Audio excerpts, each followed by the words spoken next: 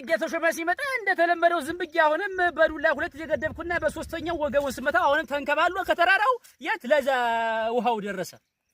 ተዛ አሁንም አንድ ባንድ መጡ ልጆቹም ወጠጤ ልጅ ያለው በተራ መጡ። ሲመጡ አሁንም እነሱንም በተራ አንድ ባንድ አርጌ ሁሎችንም ተመታው። በኋላ እኔም ወደ ቤት ሄድኩ እና እንዲህ አርጌ ተመለስኩ። ሰው ነኝ እንግዲህ ወደ 30 ሆኖ መጣው። እሳት ለብሰው እሳት ጎርሰው ነው አመጣጣቸው። ግን ጉልበት ለእግዚአብሔር ነው። እኔ ለስ ብዬ ነበር መጀመሪያ ቅርብ ብዬ ነበር።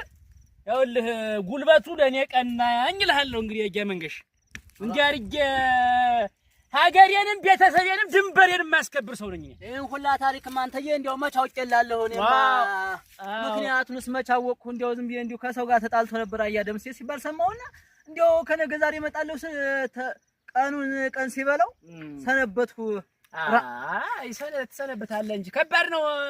እና እንዲህ አርጌ አሁን ሀገር ሽማግሌ ይልካል የሰሙነ ጌመንገሽ ነው። ዝም ብዬ ልምጮህ የሀገር ሽማግሌ ይልካል። እኔ አልታረቅም አልኩ ይካሰኝ። ጥሩ ነው እንደው መታረቁ። አሁን ምኑን ነው እንደው የምትከላላ ነገር አስጀምሮ መከላት